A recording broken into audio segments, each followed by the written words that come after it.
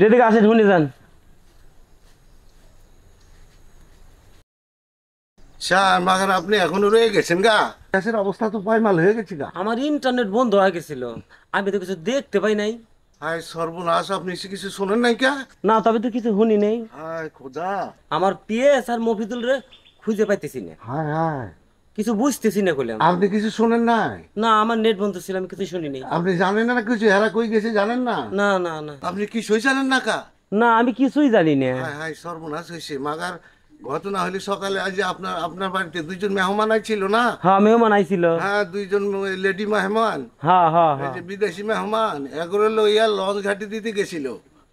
আউনের কালে বাজারে নাকি দুইজনের পিয়াসের অবস্থা খারাপ, মুভি জলের মাইরে নাকি ঝুলে রাখছে পোলাপানরা। এসব কি কইতেছেন চাচা মিয়া আপনি?